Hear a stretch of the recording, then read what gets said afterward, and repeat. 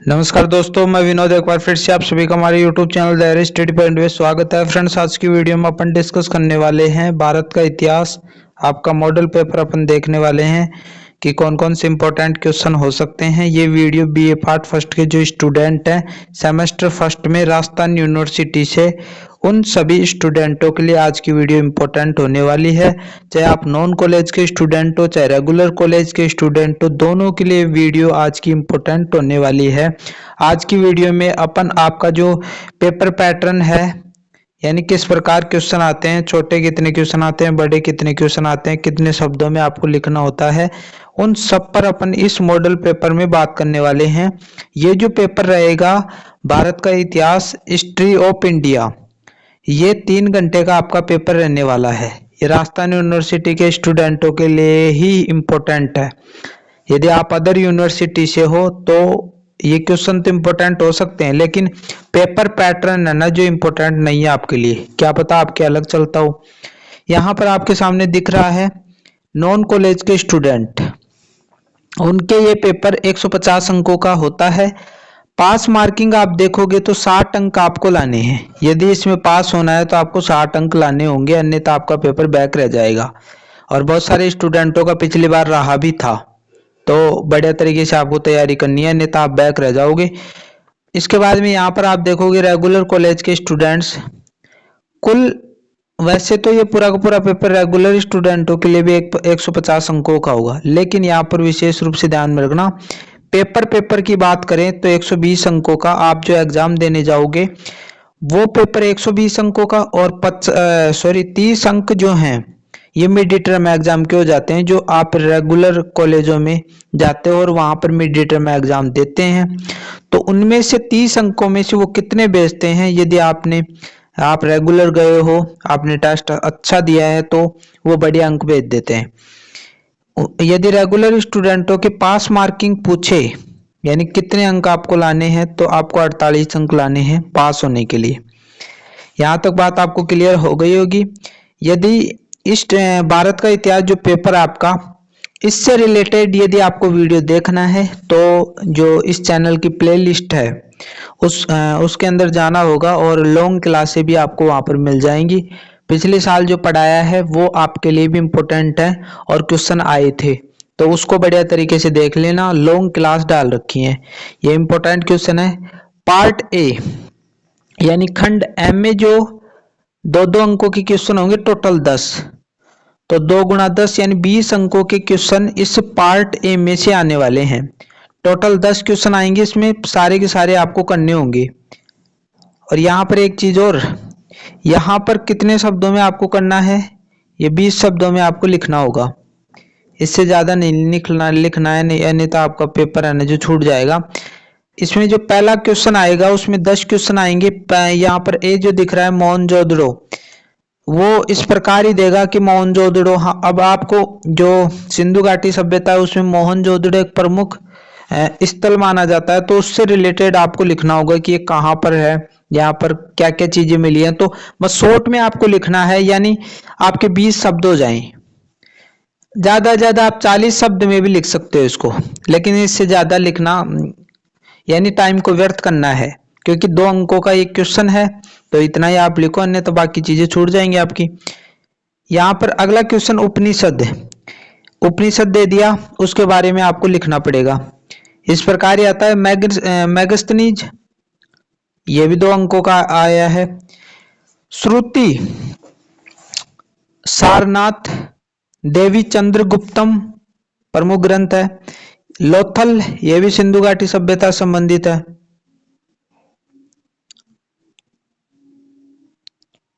इसके बाद में बौद्ध धर्म से संबंधित आ गया धर्म चक्र प्रवर्तक। इसके बाद में कन्नौज सम्मेलन कालिदास। तो यहाँ पर टोटल 10 क्वेश्चन है और सारे के सारे आपको करने हैं। 2 अंकों के क्वेश्चन है, तो ये टोटल हो गए 20 अंकों के क्वेश्चन। आगे बढ़ोगे, यहाँ पर पार्ट बी में क्या आने वाला है, पार्ट बी में उससे थोड़े बड़े क्वेश्चन आएंगे, यानी यहाँ पर 2 क्वेश्चन आपको करने हैं। वो 4 क्वेश्चन आपको दे सकता है, उसमें से 4 या 5 क्वेश्चन देगा, उसमें से आपको 2 करना है, और वो निर्देशन में लिखा आएगा। निर्देशन बढ़िया तरीके से पढ़ लेना, उनका कोई भरोसा नहीं है। तो 2 क्वेश्चन आपको करने हैं मान लीजिए, तो प्रत्येक क्वेश्चन 10 अंकों का होगा, तो 10 गुणा 2 यानी 20 अंकों का आपका ये हो जाएगा। इसमें इस प्रकार के क्वेश्चन आते हैं, वेदांग क्या है, 6 वेदांगों के नाम इसमें लिखने हैं। तो ये आपको 10 अंकों का एक क्वेश्चन है ना, तो आपको लगभग है ना जो 3 पेज में तो लिखना ही है इसको, 3 पेज में आपको लिखना है। और वेदांग जैसे मान लीजिए 6 होते हैं तो उसकी थ्योरी लिख दी, तभी ये है ना जो 3 पेज में लिखा जाएगा, नहीं तो नहीं लिखा जाएगा। इसके बाद में कौटिल्य का अर्थशास्त्र, मथुरा कला शैली, अष्टांगिक मार्ग क्या है, ये बौद्ध धर्म से संबंधित है। प्रयाग प्रशस्ति हरिशरण ने लिखी थी इसके बारे में, यानी समुद्रगुप्त के बारे में जानकारी देता है। मौर्य साम्राज्य के पतन के कोई 4 कारण बताइए कि मौर्य साम्राज्य का आखिरकार में पतन क्यों हुआ था, क्या रीजन थे, वो आपको बताना है इसमें। तो आपको 2 क्वेश्चन करने हैं। अब वो कितने क्वेश्चन देता है निर्देश में आप बड़े तरीके से पढ़ लेना। अथवा में देगा वो ना, जैसे 5 क्वेश्चन दे दिए तो उसमें से वो बोलेगा कि भाई 2 क्वेश्चन करो। निर्देशन में शब्द दे रखा होता है, वहां पर शब्द भी दे रखे होते हैं कि कितने शब्दों में आपको करना है।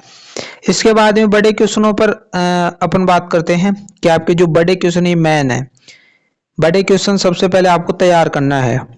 यहाँ पर जो पार्ट सी होगा पेपर का उसमें आएंगे, टोटल आपको 8 क्वेश्चन दे रखे होंगे अथवा में, जिसमें से 4 क्वेश्चन आपको करने होते हैं, यानी प्रत्येक क्वेश्चन 20 अंकों का होता है, तो 80 अंकों के है ना जो आपके पूरे के पूरे क्वेश्चन आ जाएंगे। प्रत्येक क्वेश्चन 20 अंकों का रहने वाला है, ये बात आप ध्यान में रखोगे। और बाकी निर्देशन में आप जो निर्देशन दे रखे होते हैं वो बड़े तरीके से आपको पढ़ना है ताकि कोई चीज छूटे नहीं। यहाँ पर तीसरा क्वेश्चन जो पेपर का आएगा, प्राचीन भारतीय इतिहास को जानने में पुरातात्विक साक्ष्यों का वर्णन कीजिए। अबे तो मैंने ये क्वेश्चन आया हुआ है, ठीक है। अबे कभी पुरातात्विक स्रोत पूछ लेता है, कभी साहित्यिक स्रोत पूछ लेता है, तो उसका कोई पता नहीं है। तो आप तो पूरा ही ये जो पार्ट है, चैप्टर है, वो सारा का सारा आपको पढ़कर जाना है, ताकि वो साहित्यिक स्रोत ही पूछे तो आप बड़े तरीके से कर लो। 20 अंकों का क्वेश्चन है, ये आपको कम से कम 6 पेज तो आपको लिखने ही है, अन्यथा फिर वो नंबर नहीं देगा। तो 6 पेज तो आपके होने ही चाहिए, इससे ज्यादा लिखो तो और भी अच्छी बात है। अगला क्वेश्चन अथवा में, महात्मा बुद्ध के जीवन और शिक्षाओं के विषय में आप क्या जानते हैं, बौद्ध धर्म से संबंधित है। बौद्ध धर्म में कौन ये महात्मा बुद्ध है ना, उसकी जीवनी बतानी है आपको और इसकी शिक्षाएं बतानी है। तो इसमें से आपको एक करना है। इसके बाद में अगला क्वेश्चन, अशोक के दंभ से आप क्या समझते हैं। दंभ के स्वरूप के विषय में प्रचलित विभिन्न मतों का आलोचनात्मक परीक्षण कीजिए। 20 अंकों का क्वेश्चन है, अशोक से संबंधित जो दंभ चलाया था उन्होंने, उससे संबंधित सबसे पहले कॉन्सेप्ट बताना, ये मैंने बढ़िया तरीके से पढ़ा भी रखा है। इसके बाद में उससे संबंधित जो मत हैं उनका आपको बढ़िया तरीके से लिखना है।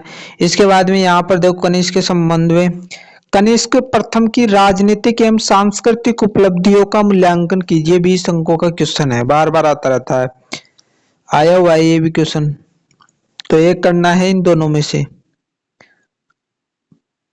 इसके बाद में आप देखोगे अगला क्वेश्चन, स्वर्ण युग के रूप में गुप्त युग का परीक्षण कीजिए। बार बार क्वेश्चन आता रहता है, ये भी 20 अंकों का क्वेश्चन है, यानी गुप्त काल में सबसे ज्यादा विकास हुआ।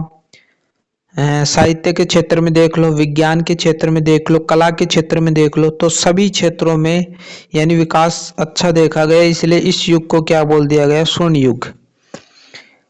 हर्ष का एक विजेता एवं प्रशासक के रूप में मूल्यांकन कीजिए। 20 अंकों का ये क्वेश्चन आने वाला है। तो हर्षवर्धन की बात कर रहा है यहाँ पर, उसके प्रशासन के बारे में आपको बताना है। इसके बाद में यहाँ पर आप देखोगे इनमें से है ना एक करना है, त्रिपक्षीय संघर्ष क्या है, इसके कारण और परिणाम बताइए। ये 20 अंकों का क्वेश्चन है, ठीक है। इसके बाद में अथवा में एक क्वेश्चन और आएगा, गुप्त साम्राज्य के पतन के कारणों की व्याख्या कीजिए कि गुप्त साम्राज्य का पतन क्यों हुआ। बहुत सारे कारण होते हैं, एक कारण जिम्मेदार नहीं होता है। तो यहाँ पर आपको 8 क्वेश्चन दिए गए, जिसमें से आपको 4 करना है। 20 अंकों का क्वेश्चन है, तो 80 अंकों के ये हो गए। 20 अंकों के छोटे बता दिए, 20 अंकों के थोड़े बड़े बता दिए, तो इसका मतलब तो ये 120 ही हुआ। 120 तो ये रेगुलर स्टूडेंटों के लिए है, ठीक है, रेगुलर स्टूडेंटों के लिए है। बाकी जो 30 अंकों के नॉन कॉलेज के स्टूडेंट है उनके 150 अंकों का है। तो जो 30 अंक है ना, वो या तो जो 10-10 अंकों के क्वेश्चन वहां पर आपने देखे थे उसमें से बढ़ा सकता है कि भाई रेगुलर स्टूडेंटों के 2 पूछे हैं तो आपके 4 पूछ ले, यानी ये कहीं ना कहीं 30 अंक और व्यवस्थित करेगा इसके अंदर से। तो आपको इसी प्रकार से बड़े तरीके से तैयारी करनी है। पेपर आपका नॉन कॉलेज के स्टूडेंटों का 150 अंकों का ही आएगा, रेगुलर स्टूडेंटों का 120 अंकों का आएगा। तो यहाँ पर विशेष रूप से ध्यान में रखोगे।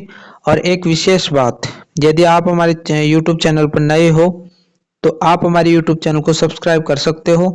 काफ़ी सारे स्टूडेंटों ने इस चैनल पर विश्वास किया है, हमें सब्सक्राइब किया है, सपोर्ट किया है। आप भी चाहो तो आप हमें सपोर्ट कर सकते हो।